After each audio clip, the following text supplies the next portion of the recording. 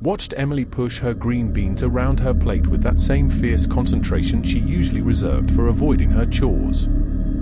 The conversation I'd been dreading for weeks sat heavy in my chest. But with October settling over Millfield and the evenings drawing in darker each day, I couldn't put it off any longer. "Em, we need to talk about some important family rules." She glanced up from her dinner wearing that expression kids seem to perfect around age 7, the one that announces she's already bored before you've even opened your mouth. I took a breath and plunged ahead. "Anyway, there are 6 rules our family follows, and they're not up for discussion. First one, we never harvest crops during a full moon. Not corn, not soybeans, nothing." Emily's fork paused mid-air. "That's weird, Dad." Second rule, every mirror in this house gets covered with a sheet before bedtime. Every single one. Why would we do that? I held up a hand to stop her questions. Getting through all 6 rules first would make more sense than trying to explain each one individually. Third, if someone knocks on our door after 2 o'clock in the morning, we don't answer. We don't even look to see who it is. Emily's eyes went wide, but not with understanding, with disbelief. I could practically see her filing this away as more evidence that adults made no sense. Fourth rule, when our cat's shadow acts strange, hissing at empty corners or staring at nothing, we pay attention. Cats can sense things we can't. Right on cue, Emily rolled her eyes. The gesture was so automatic I wondered if she'd been practicing it in front of one of those mirrors I'd be covering with sheets in a few hours. Fifth, no food gets left out overnight, not even crumbs. Everything gets put away or thrown out before we go to bed. That's just being clean, Dad. And sixth, I continued, ignoring her comment, nobody goes near our barn after dark. Not for any reason. Emily set down her fork with a clatter that seemed too loud for such a small utensil. These rules are stupid. They don't make any sense. The kitchen door opened and Jessica walked in, her timing perfect as always. She'd been listening from the hallway, I realized, waiting for me to finish the list before making her entrance. She went to the sink and started washing the pots from dinner, but I caught her approving nod. "I know they seem strange," I said, leaning forward in my chair. "But these rules have kept the Thompson family alive for generations." Alive from what? Emily's voice carried that particular 8-year-old frustration when adults dance around important details. "What's going to happen if I look in a mirror at night or leave my sandwich out?" Jessica turned from the sink, drying her hands on a dish towel. "Your father's right, Em. These aren't suggestions." I looked at Emily's face, watching doubt show more clearly with each passing moment. She had Jessica's stubborn streak and my tendency to question everything, which made this conversation both necessary and difficult. In a normal town, an 8-year-old's doubt wouldn't matter much. In Millfield, it could get her killed. Our town has always been different, I said, choosing my words carefully. Things happen here that don't happen other places. Strange things that outsiders wouldn't understand or believe. Emily crossed her arms. "Like what kind of things?" "The kind of things these rules protect us from." I reached across the table and took her small hand in mine. Her fingers were sticky from dinner, warm and completely trusting despite her verbal protests. "I need you to promise me you'll follow these rules, even if you don't understand them yet." "But why won't you just tell me what you're scared of?" The question hit harder than I expected. How do you explain to a child that your town sits on something dark and hungry? That families who break these rules disappear, or worse. That every adult in Millfield follows these exact same 6 rules because 3 generations of trial and error taught us what keeps the darkness at bay. Because some things you have to experience to believe, I said finally. And I'm hoping you never have to experience them. Emily pulled her hand away and slumped back in her chair. "Fine, I'll follow your stupid rules, but I still think they're dumb." Jessica caught my eye and shook her head slightly. She could see what I saw. Emily was agreeing with her mouth, but not with her heart. The words were just something to say to end an annoying conversation, not a real commitment to safety. I pushed back from the table and walked to the window above the sink. Our barn stood about 100 yards from the house, dark and quiet in the growing evening. During the day, it looked like any other farm building, but I'd learned as a child that daylight hid things that became visible after sunset. "You know what?" I said, turning back to Emily. "Let me tell you about the time I thought these rules were stupid, too." Emily's eyebrows went up. She'd heard plenty of stories about my childhood, but never one that started with me breaking family rules. I was 9 years old, just a year older than you are now, and I was absolutely convinced that my mother was making up scary stories to keep me in line. Jessica leaned against the counter, dish towel still in her hands. She'd heard this story before, but she also knew how important it was for Emily to hear it. "What did you do?" Emily asked, and for the first time since I'd started talking about rules, she sounded genuinely interested. I pulled my chair closer to the table and sat back down. The kitchen felt smaller now with the three of us focused on this conversation, the dinner dishes forgotten, and the October darkness pressing against the windows. "I decided to test the rules," I said, "to prove to myself that nothing bad would actually happen if I broke them." The memory pulled me back 25 years to this same kitchen, when I was 9 and sitting in Emily's exact chair. My mother Sarah stood at the stove stirring a pot of beef stew while she talked. The wooden spoon clinked against the sides with a steady rhythm that matched her voice. "Michael, these rules have kept our family safe for longer than you've been alive," she'd said without turning around. "First rule, we never harvest crops during a full moon." I'd been picking at a loose thread on my sleeve, already bored. The kitchen smelled like onions and celery, and through the window I could see our neighbors' combine harvester sitting idle in their field. I didn't understand why the moon had anything to do with farming. Second, every mirror in this house gets covered before bed. Every single one. Why? I'd asked the same question Emily had thrown at me tonight. Sarah set down her spoon and turned to face me. Her expression was serious in a way that made my stomach twist. Because some things use mirrors to watch us while we sleep. Third rule, if someone knocks after 2 o'clock in the morning, we don't answer. We don't even go near the door. I remember thinking about our elderly neighbor, Mr. Crawford, wondering what we'd do if he had a heart attack and needed help. The rule seemed cruel. Fourth, when our cat gets spooked by empty corners, we pay attention. Animals sense things we can't. Our old tabby cat, Smokey, had been sleeping in a patch of evening light by the back door. I'd glanced at him, perfectly calm and ordinary, and wondered how my mother could take cat behavior seriously. Fifth, no food stays out overnight. Everything gets cleaned up or thrown out. That one had made sense to me. Leaving food out attracted mice and ants. And sixth, Sarah had continued, ladling stew into my bowl. Nobody goes near our barn after sunset, not for any reason. I'd stirred my stew and tried to look attentive, but inside I was rolling my eyes just like Emily had done tonight. The rules sounded like something from a ghost story, not real life. Mirrors and barns and midnight visitors. It all seemed designed to make me afraid of normal things. Sarah sat down across from me with her own bowl. "I know you think these are just old wives' tales. Aren't they?" I'd asked. She shook her head slowly. The Henderson family used to live where the Peterson farm is now. Back in 1987, they decided the full moon rule was nonsense. Harvested their entire corn crop during the August full moon because the weather was perfect. I took a bite of stew and waited for her to continue. Their corn died within 3 days. Every stalk turned black from the roots up. Then their livestock started getting sick. Lost all their cattle and pigs within a week. Maybe they had some kind of disease, I'd suggested. Maybe, Sarah said. But the Hendersons packed up and left town the day after their last cow died. Never came back.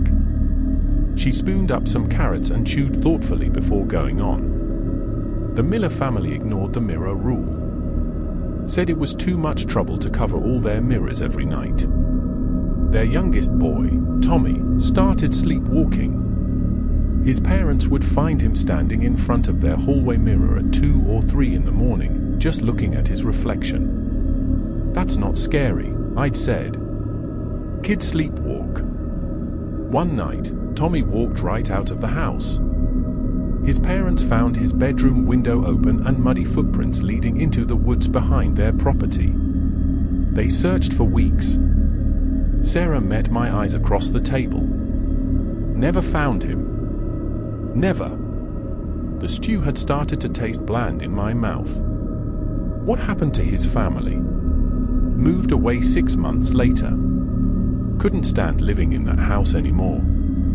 I pushed a piece of beef around my bowl, thinking about Tommy Miller walking into the woods in his pajamas. Why don't these things happen to us?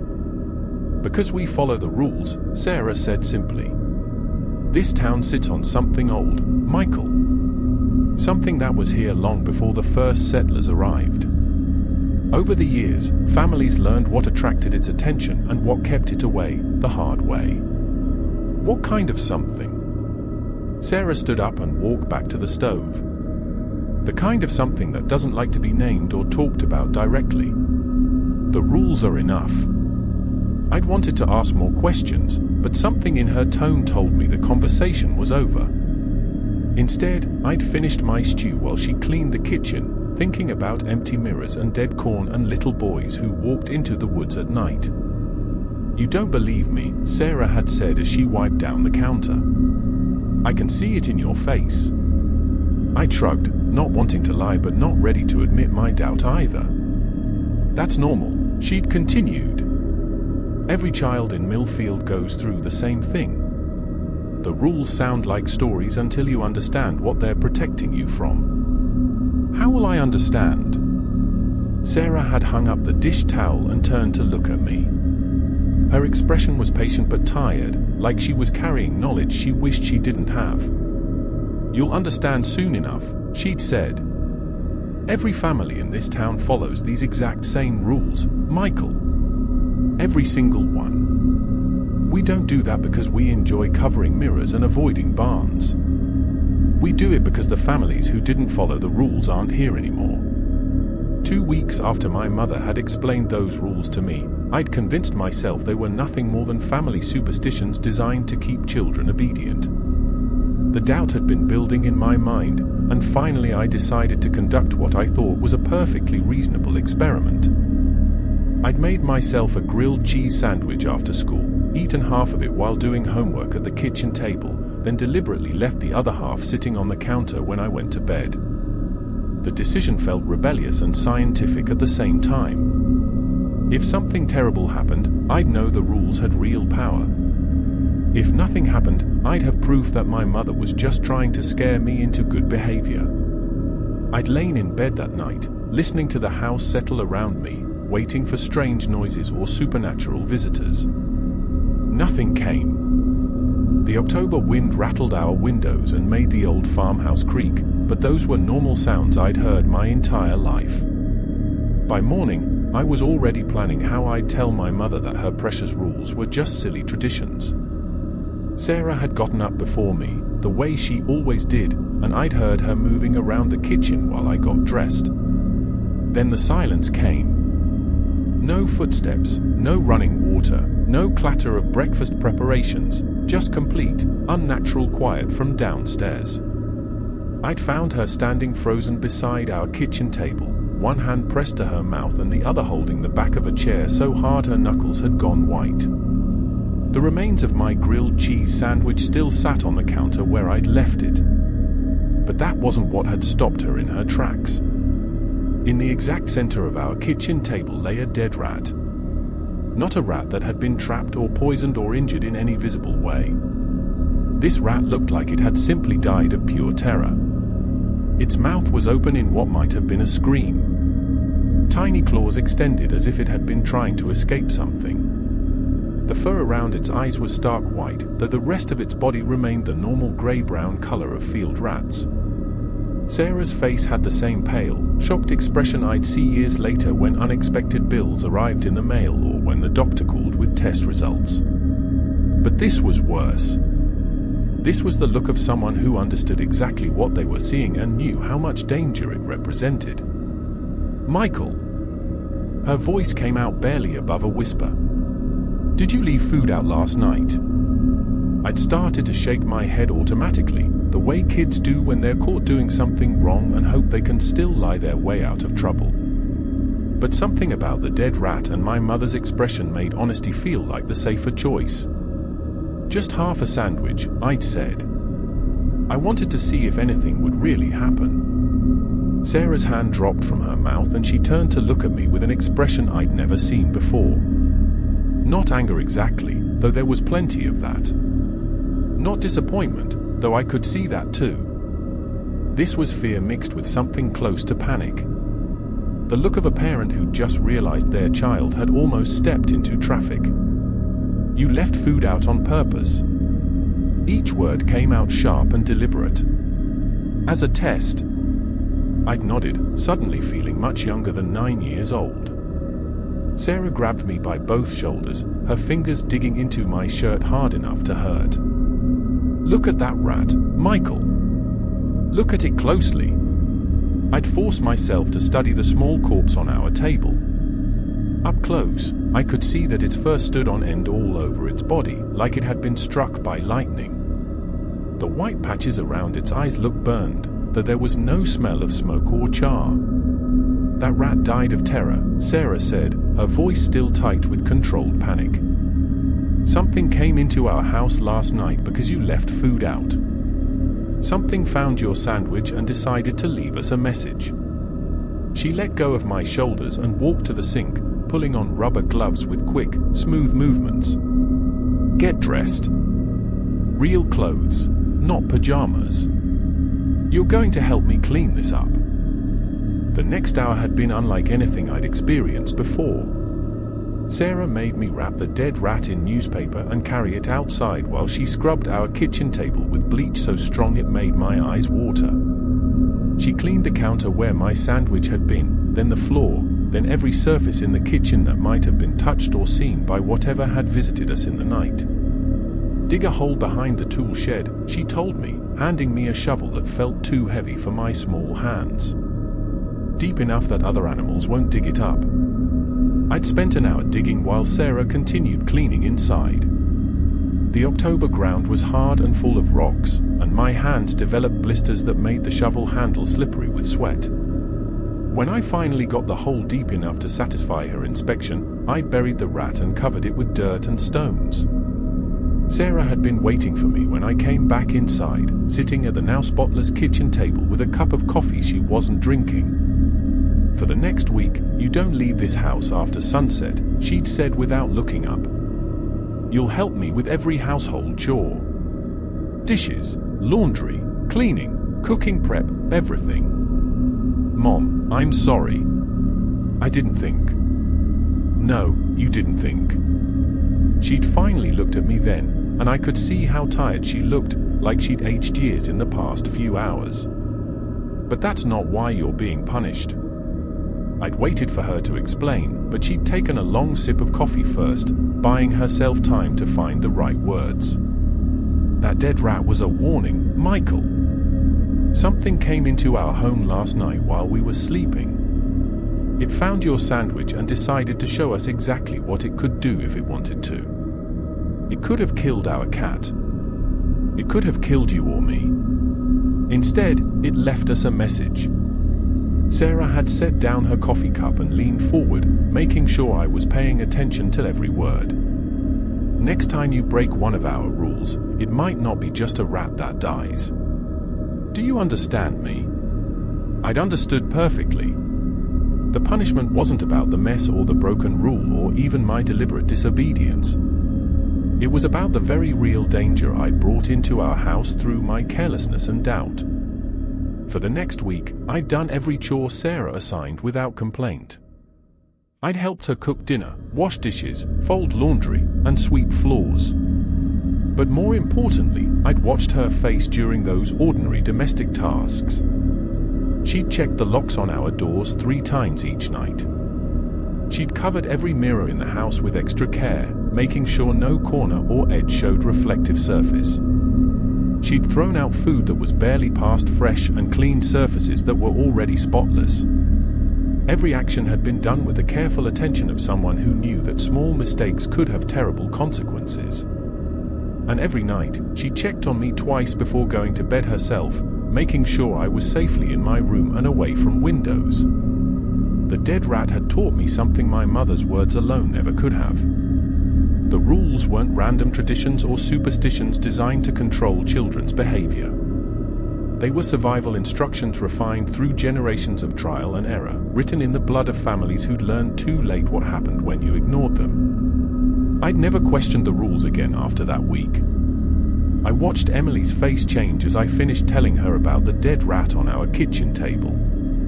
Her skeptical expression hadn't completely disappeared, but something had changed behind her eyes. She was actually listening now instead of just waiting for me to stop talking. "That really happened?" she asked, leaning forward slightly in her chair. "Every word," I said.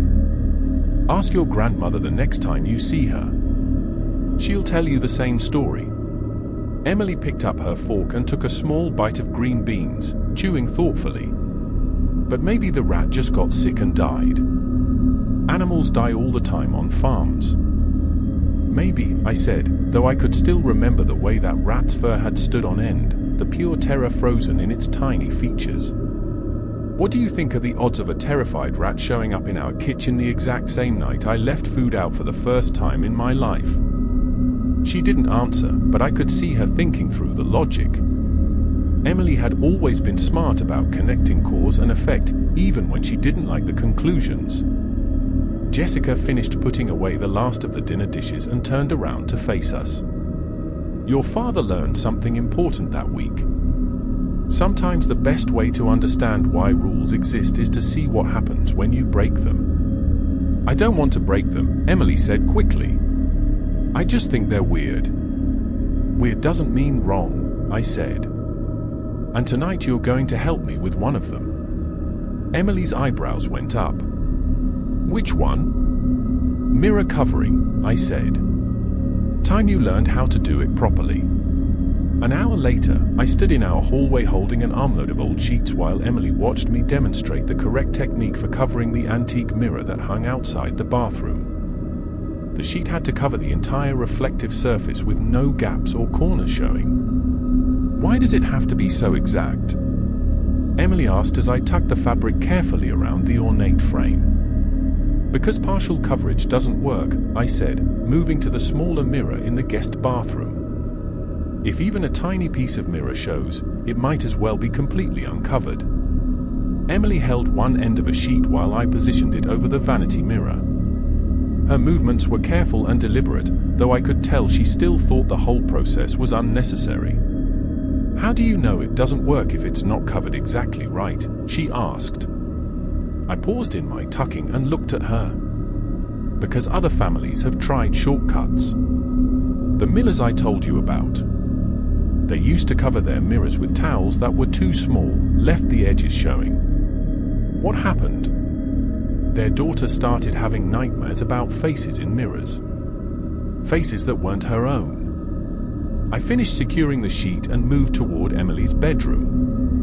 She stopped sleeping for 3 weeks before they finally left town. Emily followed me into her room where her small dresser mirror waited. I handed her a sheet and let her try covering it herself. She struggled with getting the fabric positioned correctly, but I didn't help until she asked. "Like this," she said, holding the sheet taut over the mirror's surface. "Perfect," I said, helping her tuck the edges. "Now you know how to do it yourself." We finished the rest of the mirrors in comfortable silence. Emily seemed more focused on the task than I'd expected, treating it with the kind of serious attention she usually saved for school projects.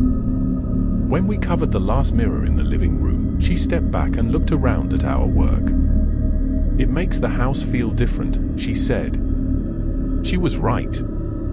With all the reflective surfaces hidden, our home felt more enclosed, more protected, like we'd pulled curtains against something watching from the other side of the glass. Different how? I asked. Emily shrugged. Safer, I guess, even though I don't really understand why. I ruffled her hair and sent her off to brush her teeth. By 9 o'clock, she was in bed and I was settling into my own routine of checking locks and making sure the kitchen was completely clean. Jessica was already upstairs, probably doing her own security sweep of the bedrooms. I fell asleep easily that night, satisfied that we'd followed all the rules correctly and that Emily had participated without too much complaint. Maybe she was finally starting to take the family traditions seriously, even if she didn't fully believe in them yet. The sound that woke me was unlike anything I'd heard before from Shadow. Our cat had always been quiet, content to sleep at the foot of our bed or curl up in his favorite spot by the heating vent. But at 1:30 in the morning, I jerked awake to the sound of deep, aggressive growling coming from somewhere in the house. I sat up immediately, already moving before my brain had fully processed what I was hearing. Beside me, Jessica stirred and rolled over. "What is that?" she whispered. The growling continued, punctuated by sharp hissing sounds that seemed to echo off our hallway walls. I slipped out of bed and moved toward our bedroom door, my bare feet silent on the hardwood floor. "Michael, don't," Jessica said, but I was already turning the doorknob. The hallway was dark except for the small nightlight we kept plugged in near the bathroom. Shadow stood in the middle of the corridor, directly outside Emily's room door. His black fur stood so straight it made him look twice his normal size. His back was arched and his tail was thick as a bottle brush, every muscle in his small body tense and ready to fight. He was staring at the corner where Emily's room met the hallway wall. The corner looked completely empty to me, just the same patch of white paint and baseboards I'd seen thousands of times before. But Shadow's green eyes followed something I couldn't see, tracking movement that wasn't there. The cat's growl grew deeper, more threatening, and I felt my skin crawl in response. Shadow had never acted like this before. Not even when raccoons got into our garbage cans or when the neighbor's dog wandered into our yard. This was different. This was the behavior of an animal that sensed real danger. Rule 4 came back to me. When our cat gets spooked by empty corners, we pay attention. Because cats can sense things we can't. I backed away from the door and returned to Jessica, who was already getting out of bed. "Shadow?" she asked, though she could still hear the cat's angry vocalizations from the hallway. "He's staring at something we can't see," I said, grabbing my robe. "Right outside Emily's room." Jessica's face went pale in the dim light from our alarm clock. She was already reaching for her own robe, her movements quick and practiced. We'd never been through this exact situation before, but we both understood what it meant. "Get Emily," she said. "Bring her in here." I returned to the hallway where Shadow had positioned himself even more aggressively, his body low and ready to spring. His eyes never left that empty corner. And now he was making a sound I'd never heard from any house cat, a low, warning yell that seemed to come from deep in his chest. I slipped past him and into Emily's room, moving as quietly as possible. Emily was sleeping soundly, curled on her side with one arm hanging over the edge of her bed. For a moment I stopped. Waking her would make this real in a way that might frighten her more than necessary. But Shadow's continued growling reminded me that the danger was real, whether Emily understood it or not. "Em," I whispered, gently shaking her shoulder. "Wake up, sweetheart." She stirred and opened her eyes, blinking in confusion. "Dad, what time is it?" "Late," I said, helping her sit up. "I need you to come sleep in our room tonight." "Why?" She was more alert now, probably hearing Shadow's unusual behavior from the hallway. "Because Shadow is telling us something important," I said, lifting her from the bed. She was still small enough that I could carry her easily, though she was getting heavier each month. Emily wrapped her arms around my neck and let me carry her out of her room. As we passed Shadow in the hallway, she looked down at the cat with wide eyes. "What's wrong with him?" she asked. "He's doing his job," I said, carrying her into our bedroom where Jessica was waiting. Jessica had already pulled back the covers on her side of the bed, making room for Emily. Our daughter settled between us without complaint, though I could feel the tension in her small body. "Is something wrong?" Emily asked, looking back and forth between Jessica and me. "Shadow is reacting to something," Jessica said carefully. "We're just being cautious." The three of us lay in our bed, listening to the cat's continued warnings from the hallway. Shadow's sounds went on for nearly 20 minutes before gradually quieting to occasional growls and hisses. Even after he stopped making noise, I could hear his claws clicking on the hardwood as he paced back and forth outside Emily's room. Around 2:30, new sounds began, soft scratching noises that seemed to come from Emily's bedroom, like fingernails dragging across wood or metal. The sounds had a rhythm, seemed purposeful, not the random scratching of tree branches against siding. Emily pressed closer to me when the scratching started. "What is that?" "I don't know," I said honestly, though my mind was already considering possibilities I didn't want to voice. The scratching continued off and on throughout the night. Sometimes it would stop for 30 or 40 minutes, giving us hope that whatever was causing it had moved on. Then it would start up again, always from the direction of Emily's room, always with the same patient, steady rhythm. Jessica dozed restlessly between episodes, but I stayed awake, watching the clock and listening to every sound. Emily fell back asleep around 4 o'clock, exhausted by the stress and confusion of the night. I envied her ability to rest while danger lurked just down the hallway.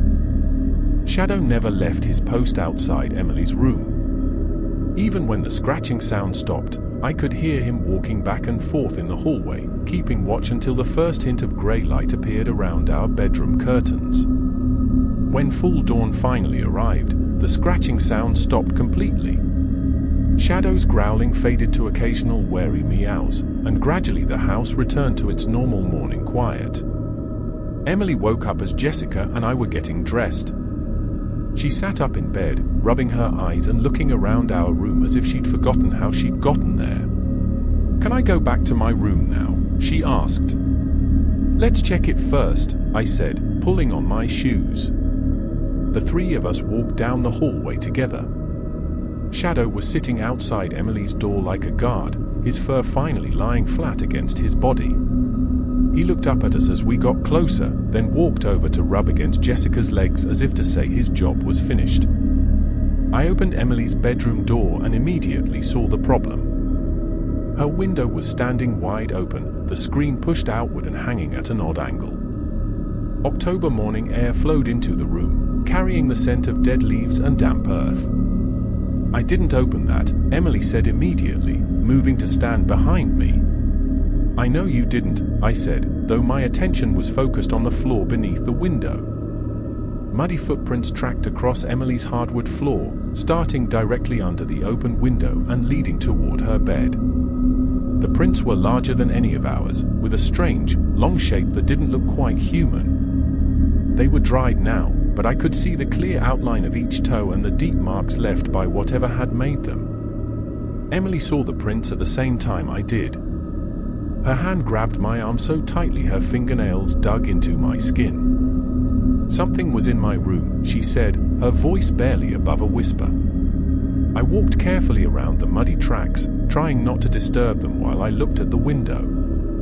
The screen had been pushed out from outside, not pulled from inside. Whatever had opened Emily's window had climbed up the exterior wall of our house to reach her second-story bedroom. "Dad," Emily said, her voice shaking now. Something really was in my room. I turned to look at her. All the doubt had left her face, replaced by a pale, shocked understanding. She was staring at the footprints like they were proof of something terrible she'd hoped never to see.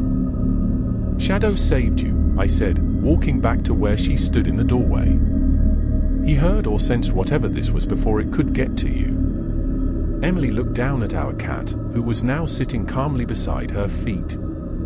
He really did know something was wrong. Animals can sense things we can't, I said, repeating the fourth rule. That's why we pay attention when they act strange. Jessica had been looking at the window more closely. Michael, look at this, she said. I joined her by the window and saw what she was pointing at. The windowsill had deep scratch marks in the wood, fresh cuts that definitely hadn't been there yesterday. Something with claws had grabbed onto our house while forcing Emily's window open. Emily came over to look at the scratch marks, her face growing even paler. What has claws like that? Something that doesn't belong in town, I said. Something the rules protect us from. I closed Emily's window and checked that the lock was secure, though I knew we'd need to install better security before she could sleep in here again. The screen would need to be repaired, the muddy footprints cleaned up, and the scratch marks sanded and refinished. But first, Emily needed to understand what had almost happened to her. Remember when I told you that some things require experience to believe? I asked her. She nodded, still staring at the dried mud on her floor. Shadow following his instincts and warning us, that's why we have the rule about paying attention to animals. If we'd ignored his behavior, if we'd stayed in our rooms and let him handle whatever this was by himself. I didn't finish the sentence. Emily was smart enough to understand what I wasn't saying. The thing that came to my window, she said, it would have gotten in. Probably, I said. But Shadow did exactly what he was supposed to do, and we followed the rule about listening to him. Everyone stayed safe. Emily was quiet for a long moment, processing everything she'd seen and heard. When she finally spoke, her voice was different than it had been yesterday, more serious, more thoughtful. The rules really do work, she said. They really do, I agreed. Your great-grandmother and grandmother and mother and I have all learned to trust them. Now you're learning too. Emily looked around her bedroom one more time, taking in the open window, the scratched sill, the muddy footprints that proved something inhuman had tried to reach her while she slept.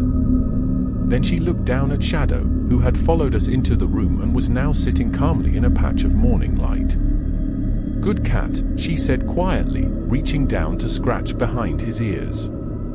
Shadow purred and rubbed against her legs, accepting her gratitude with the dignity of a job well done. The crisis had passed.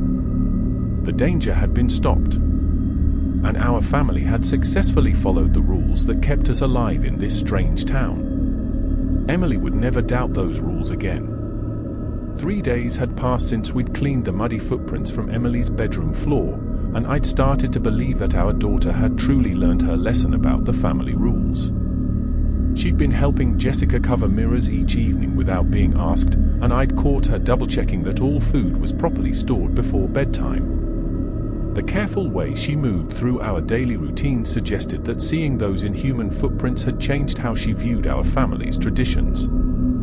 I should have known that 8-year-old resolve, no matter how sincere, could be shaken by the right kind of peer pressure. The problem started when Emily came home from school that Tuesday afternoon with a flushed face and defensive posture that immediately put me on alert. She dumped her backpack by the kitchen door and headed straight for the refrigerator without making eye contact, unusual behavior for a child who normally chatted about her day from the moment she walked through the door. How was school? Jessica asked from where she sat at the table grading papers for her part-time tutoring work. Fine, Emily said, pulling out a juice box and puncturing it with more force than necessary. Jessica and I exchanged a look over Emily's head. Our daughter had never been good at hiding when something was bothering her, and the tight set of her shoulders suggested that whatever had happened at school was still weighing on her mind. Anything interesting happened today? I asked, trying to keep my voice casual. Emily shrugged and took a long drink of apple juice before answering. Madison asked me about our family's weird rules. I felt my stomach tighten. Madison Fletcher was Emily's closest friend at school, a confident girl whose family had moved to Millfield from Chicago the previous year.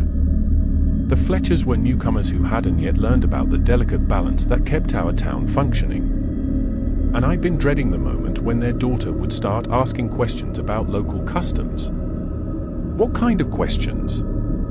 Jessica asked, setting down her red pen. She wanted to know why I can't have sleepovers during full moons and why I always leave her house before dark. Emily's voice carried a note of embarrassment that made my chest tighten. I tried to explain about our rules, but she said they sounded made up. I moved to lean against the kitchen counter, positioning myself where I could see Emily's face clearly. "What did you tell her?" I said they were family traditions that kept us safe. Emily finished her juice and threw the empty container away with unnecessary force. But Madison said her family doesn't follow any weird rules and nothing bad has happened to them. The defensive anger in Emily's voice told me that Madison had done more than just ask innocent questions. Someone had challenged Emily's newfound understanding of our family's survival measures, and now doubt was creeping back into her mind. "The Fletchers haven't been in Millfield very long," Jessica said carefully. "They don't know about all the local considerations yet." Emily sat down at the table across from her mother, picking at a loose thread on her sleeve. Madison said that if the barn rule was real, I should be able to prove it. She dared me to go look inside and see that there's nothing scary in there. I felt cold dread settle in my stomach. "What did you tell her?" I said I couldn't because it was against our rules. Emily's cheeks reddened with what looked like shame. But she said that was just an excuse because I knew the rules were fake. The kitchen fell silent except for the soft tick of our wall clock and the distant sound of wind moving through the trees outside. I could see Emily wrestling with the same doubt that had driven me to test our family's rules 25 years earlier. But her situation was complicated by social pressure that I'd never had to face. "Madison doesn't understand what she's asking you to do," I said finally. "She doesn't know about the things that have happened to families who ignored the rules." "But what if she's right?" Emily's voice came out small and uncertain. "What if I just imagined how scary those footprints were? What if there really is nothing dangerous about the barn?" Jessica reached across the table and took Emily's hand. "Sweetheart, you saw the evidence in your own bedroom. You know those footprints were real." "I know," Emily said, but her tone suggested she was trying to convince herself as much as us. "It's just... Madison makes it sound so stupid. She said her family goes wherever they want, whenever they want, and nothing bad ever happens." I pushed away from the counter and moved to sit beside Emily. Madison's family hasn't been here long enough to attract attention. Sometimes it takes months or even years for newcomers to understand why Millfield families follow certain practices. "But what if they never have to learn?" Emily asked. "What if we're the only family that worries about this stuff?" I wanted to tell her about the other families in town, about the Hendersons and the Millers and all the others who'd learned too late that Millfield's rules weren't suggestions. But Emily was already struggling with information overload, and adding more stories might push her further toward the kind of dangerous testing that had gotten me in trouble as a child. "Every family in Millfield follows these same rules," I said instead. "The Crawfords, the Petersons, the Williams family, all of us. Madison just doesn't know that yet because her family is still new here." Emily nodded, but I could see that she was still processing Madison's challenge. The seed of doubt had been planted, and now it would grow in her mind until she either accepted our family's wisdom or decided to test it for herself. I spent the rest of the evening watching Emily carefully, looking for signs that she was planning something reckless. She seemed quieter than usual during dinner, picking at her food and responding to our attempts at conversation with distracted half-answers. When bedtime came, she went along with the mirror-covering routine without protest, but her movements felt automatic rather than thoughtful. Jessica and I stayed up later than usual that night, both of us sensing that Emily was wrestling with thoughts that might lead to poor decisions. We talked about whether we should have been clearer about the dangers, whether we should call Madison's parents to explain the local situation, whether we should limit Emily's friendship until the Fletchers had time to learn Millfield's unspoken rules. But ultimately, we decided that Emily needed to make her own choice about whether to trust our family's knowledge or give in to her friend's doubt. Forcing the issue might drive her toward rebellion, while giving her space to think might allow her natural caution to overcome social pressure. I fell asleep around 11:30, confident that Emily understood the stakes and would make the right decision. I woke up at 12:47 a.m. with the absolute certainty that something was wrong. No sound had disturbed me, no movement in the house or unusual noise from outside, but the same instinct that had warned me about danger as a child was now screaming that I needed to check on Emily immediately. I slipped out of bed without waking Jessica and moved quietly down the hallway to Emily's room. Her door was closed, which was normal, but when I turned the handle and pushed it open, I saw that her bed was empty. The covers had been pulled back, and her pillow still held the impression of her head. But Emily was gone. My pulse quickened as I checked our bathroom, the guest room, even the closets where she might have hidden if she was playing some kind of late-night game. But Emily wasn't anywhere in the house. And when I checked the kitchen door, I found it unlocked. The barn rule came back to me as I looked out our kitchen window toward the dark outline of our outbuilding. Emily was 8 years old, brave enough to test dangerous rules, and currently under pressure from a friend who thought our family's traditions were nonsense. I grabbed my jacket and flashlight from the mudroom and stepped out into the October night. The moon was nearly full overhead, giving off enough light that I could see the path to our barn clearly. I could also see a small person standing motionless in our backyard about 20 feet from the barn's main door. Emily stood frozen in the middle of our yard like a statue, her white pajamas making her visible against the dark grass. She wasn't moving toward the barn or backing away from it. She was simply standing there, staring at the building as if something had captured her attention and refused to let it go. I called her name, but she didn't respond or even turn her head in my direction. I started walking toward her, moving as quietly as possible across our yard. As I got closer, I could see that Emily's whole body was rigid with tension. Her hands were clenched into fists at her sides, and her shoulders were hunched as if she was bracing herself against something. That's when I heard the sounds coming from inside our barn. Low moaning noises emanated from within the building, deep and rhythmic, like someone in pain. But these weren't human sounds. They had a quality that made my skin crawl, a vibration that seemed to buzz in my chest. Mixed with the moaning were softer sounds, scratching and shuffling that suggested movement within the barn's interior. Through the gaps in the barn's weathered siding, I could see lights flickering irregularly. Not the steady glow of electric bulbs, but changing, dancing light that moved like flames or glowing gas. The lights pulsed in rhythm with the moaning sounds, creating a hypnotic pattern that held Emily spellbound. I reached my daughter and grabbed her shoulder, expecting her to startle or cry out. Instead, she turned to look at me with wide, terrified eyes that reflected the strange lights coming from our barn. "I can't move," she whispered. "I've been trying to run, but my feet won't work." I wrapped my arms around her and lifted her off the ground, breaking whatever hold the barn's influence had on her ability to move. Emily held onto me tightly, her small hands gripping my jacket so hard that her knuckles went white. The moment I picked her up, the lights inside the barn grew brighter, and the moaning sounds became more upset. Something large was moving around inside the building, bumping against the walls with enough force to make the entire structure shake. I started walking back toward our house as quickly as I could while carrying Emily.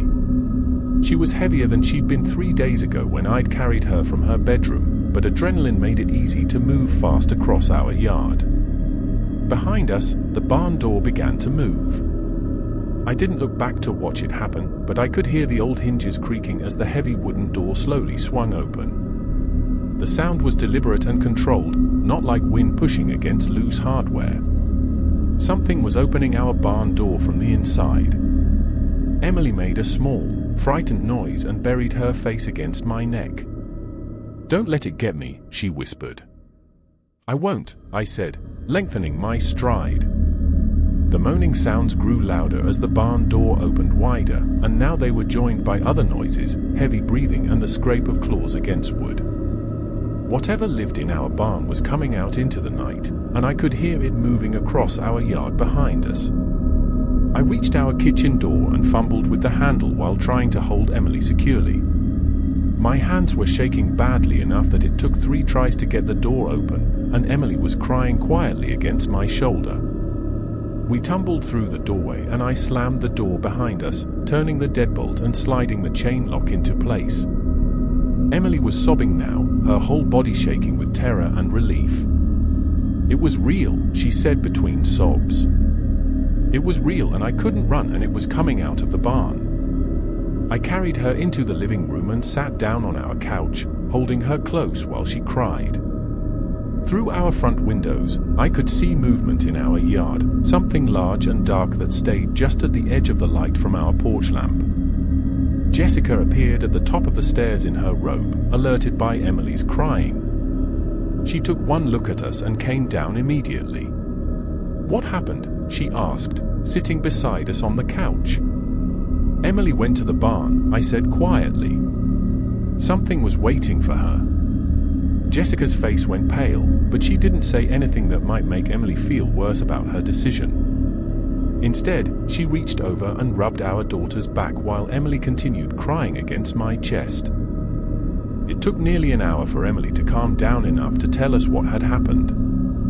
She'd snuck out to prove to Madison that the barn rule was silly, planning to walk up to the building and look inside to confirm that nothing supernatural lived there. But when she'd gotten close, the lights had started flashing and the moaning sounds had begun, and she'd found herself unable to move or speak. "I wanted to run," she said, her voice still shaky. "But it was like my legs were stuck in mud. I couldn't even call for help." "How long were you standing there?" I asked. "I don't know.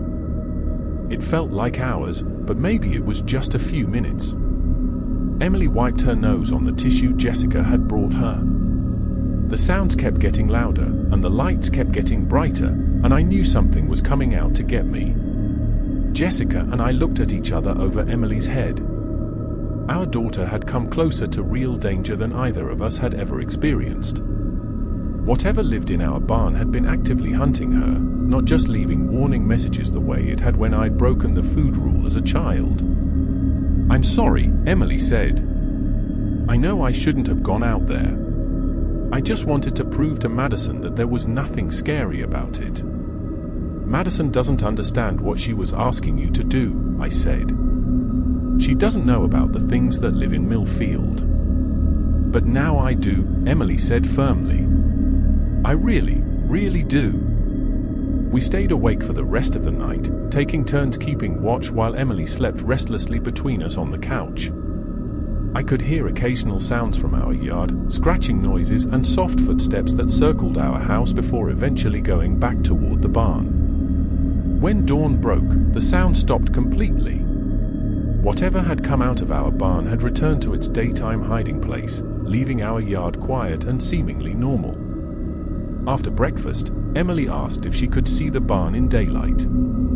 I agreed, thinking it might help her process what had happened, but only if we stayed a safe distance away. The 3 of us walked out to the edge of our yard and looked at our barn from about 50 feet away.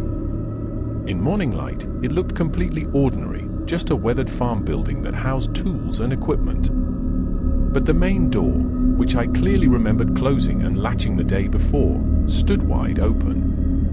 And carved deep into the wooden door were fresh claw marks that definitely hadn't been there yesterday. The cuts were longer and deeper than the scratches we'd found on Emily's windowsill. These looked like they'd been made by something much larger, something with claws the size of kitchen knives. The marks were arranged in parallel lines that suggested whatever had made them had multiple claws on each appendage. "It really was trying to get me," Emily said quietly, staring at the damaged door. "Yes," I said. "But you're safe now." Emily nodded, but she kept looking at the claw marks like she was trying to remember every detail. It was bigger than what came to my window, wasn't it? I looked at the deep cuts carved into our barn door and thought about the heavy footsteps I'd heard following us across the yard. Much bigger. We walked back to the house in silence, each of us thinking about what Emily's close call meant for our family's understanding of the threats we lived with. My own childhood test of the rules had resulted in a dead rat and a week of extra chores. Emily's test had nearly resulted in her capture by something that left claw marks the size of my forearms. Jessica was the first to say what we were all thinking. "The threats are getting worse," she said as we sat around our kitchen table. "More aggressive than they used to be.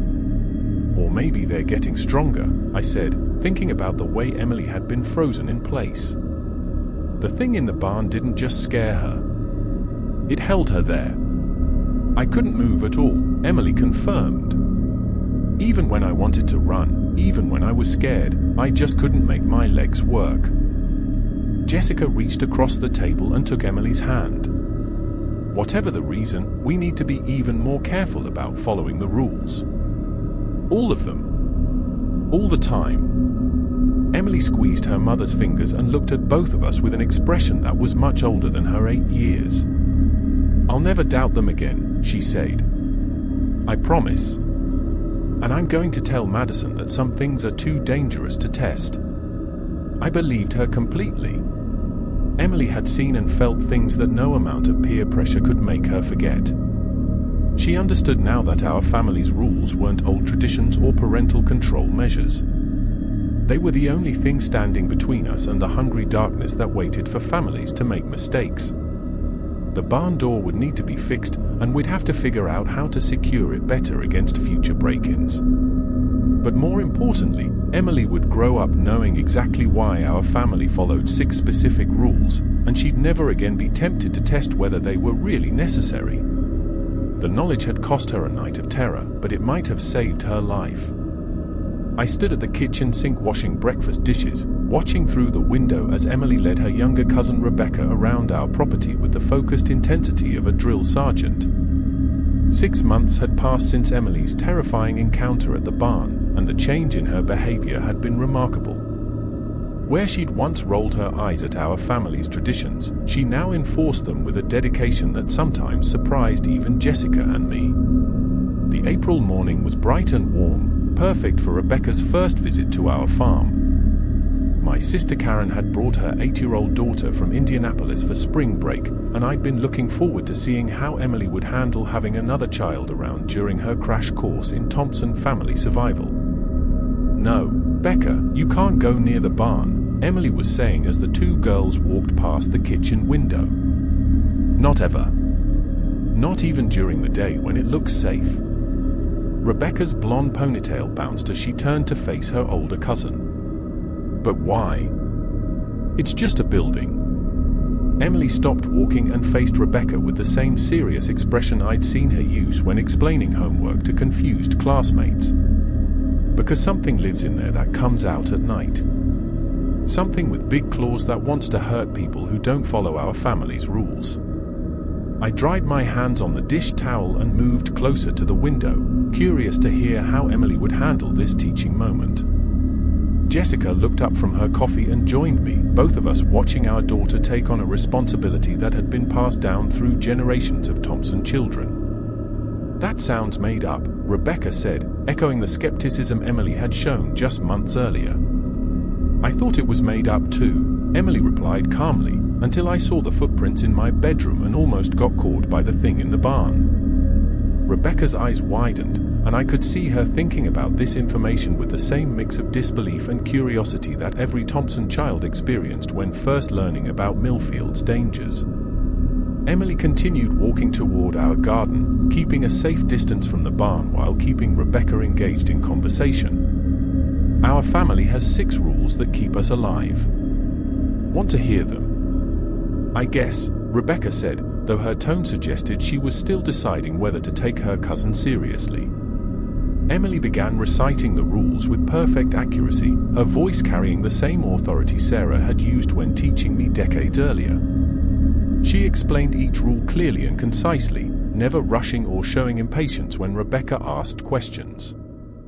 Watching her teach was like seeing myself reflected across time, except Emily had a confidence I'd never managed at her age. Rule number 1, Emily said as they settled onto our porch steps, we never harvest crops during a full moon. Ever. Not even if the weather is perfect and all the neighbors are doing it. Why not? Rebecca asked, picking at the hem of her shorts. Because a family called the Hendersons tried that once. All their corn died and turned black. And then all their animals got sick and died too. They had to leave town because they couldn't grow food anymore. Jessica raised her eyebrows at me over her coffee mug. Emily was telling family history she'd never heard directly from us, information she must have put together from our various conversations and her grandmother's stories. How accurate her account was impressed me, but more importantly, she was presenting it as established fact rather than scary fiction. Rule number 2, Emily continued, every mirror in the house gets covered with sheets before bedtime. No exceptions, no shortcuts, and no mirrors can show even a tiny bit. That's weird, Rebecca said. Why would you cover mirrors? Because things use mirrors to watch people sleep, Emily replied matter-of-factly. And sometimes they can reach through mirrors to touch people. A family called the Millers didn't cover their mirrors, and their little boy Tommy started sleepwalking. One night, he walked right out of the house and into the woods, and nobody ever found him. Rebecca's doubtful expression was starting to change to worry. The same change I'd watched Emily make months earlier. Stories that sounded silly in daylight took on different weight when told by someone who obviously believed every word. Emily moved through the remaining rules with steady precision, explaining the dangers of answering late-night knocks, the importance of paying attention to animal behavior, the necessity of cleaning up all food before bed, and the absolute prohibition against approaching our barn after dark. Those are the 6 rules, Emily concluded. They might sound strange, but they work. Our family has followed them for more than 100 years, and we're all still alive because of them. Rebecca was quiet for a moment, processing everything she'd heard. What happens if you break them? Bad things, Emily said simply. Really bad things? I moved away from the window as the girls continued their conversation, satisfied that Emily was handling the teaching responsibility better than I'd dared hope. Jessica returned to her coffee with a thoughtful expression. She's become quite the little rule enforcer, Jessica said. Yesterday I caught her double-checking all the cabinet doors to make sure no food was visible. She's serious about it in a way I never was at her age. Even after my experience with the dead rat, I still question things sometimes, I replied, settling into my chair at the kitchen table. Emily doesn't question anything anymore. Jessica nodded, sipping her coffee while watching the girls through the window. Karen mentioned that other families in town have been talking about how quiet things have been lately. Fewer strange incidents, fewer unexplained problems. This caught my attention immediately. What kind of talk? The Petersons haven't had any crop issues this year, even though they planted earlier than usual. The Williams family said their livestock has been healthier than it's been in years. Mrs. Crawford told Karen that she hasn't heard any strange noises around her property in months. I considered this information while watching Emily demonstrate proper mirror covering technique using a hand mirror and one of our kitchen towels. If families throughout Millfield were experiencing fewer supernatural problems, it suggested that something had changed in the delicate balance between our community and the forces we lived alongside. Maybe strict rule following really does make a difference, I said. If enough families are being extra careful, maybe that creates a kind of protective effect for the whole town. Or maybe whatever's been testing us is satisfied that we've learned our lessons, Jessica suggested. Emily's experience at the barn was pretty dramatic. Word travels in a small town. Through the window, I watched Emily guide Rebecca through the proper technique for checking that all food was properly stored. My daughter moved with careful precision, examining each cabinet and drawer with the thoroughness of someone who understood that small oversights could have serious consequences. She's really taken ownership of this, I said, feeling a mix of pride and sadness as I watched Emily accept responsibilities that should have been decades in her future. She's protecting her family, Jessica said quietly. The same way you protected her, and your mother protected you. She understands that now.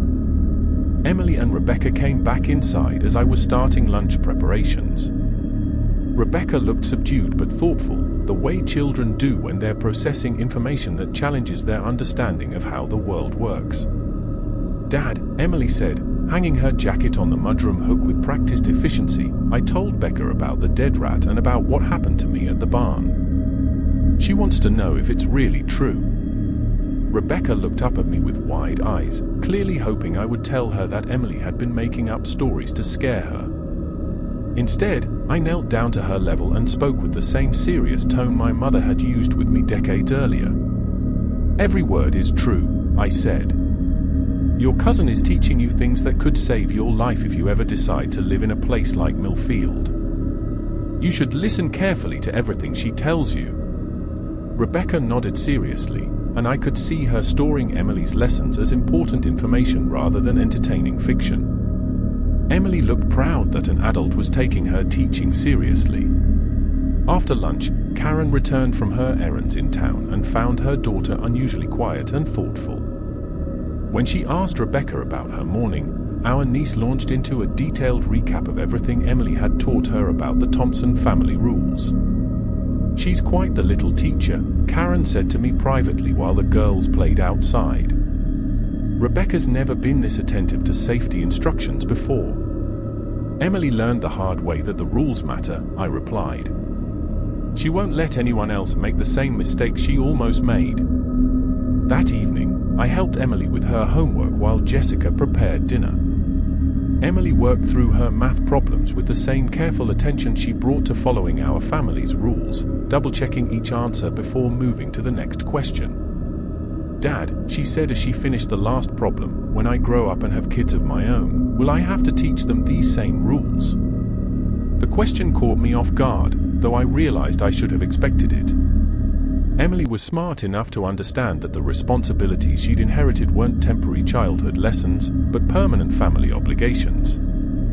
Yes, I said honestly.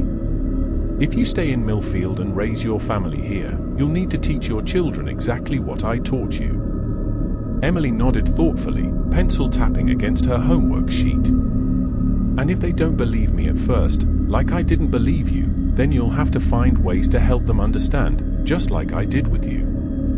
Will I have to let them make mistakes and get scared like I did? This was a harder question, one that touched on the delicate balance between protecting children and making sure they understood the real stakes of their choices. You'll have to use your best judgment about how to keep them safe while making sure they really understand why the rules matter. Emily thought about this for a long moment. I think I'll be better at explaining it than you were, she said with 8-year-old confidence, because I'll remember exactly how it felt to not believe, and then how it felt to find out the rules were real. I laughed even though the subject was serious. You probably will be better at it. You've learned things I never had to learn at your age. After dinner, Emily helped Rebecca cover all the mirrors in the house while Jessica and Karen cleaned up the kitchen. I watched Emily guide her younger cousin through each step of the process, patiently correcting her technique and explaining why precision mattered. The sheet has to cover every inch of the mirror, Emily explained as Rebecca struggled with a large bathroom mirror. If even a tiny piece shows, it doesn't work. How do you know? Rebecca asked. Because other families tried to take shortcuts and bad things happened to them, Emily replied with calm certainty. You have to do it exactly right or not do it at all. Rebecca nodded and moved the sheet until Emily approved of her work. Watching them together, I saw how naturally Emily had taken on the teacher's role, and how easily Rebecca accepted her cousin's authority on these matters. Later that night, after Rebecca had fallen asleep in the guest room and Emily was ready for bed, my daughter asked the question I'd been expecting for months. "Dad," she said as I tucked her blankets around her shoulders, "will we ever be able to leave Millfield and live somewhere normal?" I sat down on the edge of her bed, choosing my words carefully. This was a conversation about more than just geography or lifestyle preferences. This was about Emily's future and her understanding of her place in our family's long history. "We could leave," I said honestly. "Other families have moved away from Millfield and lived normal lives in normal towns." Emily's eyes lit up with interest. "Really? So we don't have to stay here forever?" "We don't have to," I agreed. "But someone needs to stay. Someone needs to remember the rules and understand why they matter. Someone needs to be here to teach new families who move to town, and to help old families remember what they've learned." Emily was quiet for a moment, processing this information. "So if we left, who would do that job?" "Other families who understand what we understand. The Petersons, the Crawfords, families who've been here long enough to learn what you've learned." "But what if they all decided to leave too?" Emily asked. "What if everyone forgot the rules?" I looked at my daughter's serious face in the soft glow of her bedside lamp and realized she already understood the responsibility our family carried. She wasn't just asking about the possibility of leaving Millfield. She was asking about her role as a guardian of knowledge that kept our community safe. "That's why some families stay," I said. "Because this is our home, and these are our people, and someone has to maintain the knowledge that keeps everyone safe." Emily nodded slowly, her expression thoughtful but not resentful. "Like how doctors have to stay in hospitals and teachers have to stay in schools." "Exactly like that," I said. "We have a job here that's important, even if it's not the kind of job most people would understand." "I think I want to stay," Emily said quietly. "Even when I grow up, I want to make sure families like the Fletchers learn the rules before something bad happens to them." I felt a swell of pride mixed with sadness as I realized that Emily had truly inherited the family responsibility I'd carried my entire adult life. She understood not just the rules themselves, but the larger purpose they served in protecting our community. "You don't have to decide that now," I said, smoothing her hair back from her forehead. "You're still young. You might change your mind about a lot of things." "Maybe," Emily said, though her tone suggested she'd already made up her mind. "But someone has to stay and remember, and I remember everything now." I kissed her forehead and turned off her bedside lamp, leaving only the soft glow of her nightlight to illuminate the room. Emily settled into her pillow with the quiet confidence of a child who understood her place in the world and felt secure in that knowledge. As I walked back down the hallway toward my own bedroom, I thought about how completely Emily had changed from the skeptical child who'd argued with me about mirror covering just 6 months earlier. She'd become not just a rule follower, but a rule keeper, someone who understood the deeper purpose behind our family's traditions. Jessica was already in bed reading when I joined her. She looked up from her book with a questioning expression. "How did that conversation go?" she asked. "She wants to stay in Millfield when she grows up," I said, settling under the covers beside her. "She wants to keep teaching the rules to new families." Jessica smiled and marked her place in her book. "She's become quite the little guardian, hasn't she?" "She has," I agreed. "Sometimes I wonder if we pushed her to understand too much too quickly." "She needed to understand," Jessica said firmly. "And she's handling the responsibility better than either of us could have expected." I nodded, thinking about Emily's patient teaching with Rebecca and her careful attention to every detail of our family's protective routines. My daughter had learned harsh lessons about the reality of supernatural danger. But those lessons had changed her into someone capable of protecting others from the same threats. The cycle that had kept the Thompson family alive in Millfield for over a century would continue with Emily. She would teach her own children the same 6 rules I'd taught her, and they would teach their children, ensuring that the knowledge necessary for survival in our strange town would never be lost. As I fell asleep, I felt grateful that Emily had found the strength to accept responsibilities that would have been too much for many adults. Our family's legacy was secure in her capable hands, and Millfield would remain safe as long as children like Emily were willing to carry forward the wisdom their parents had paid so dearly to acquire.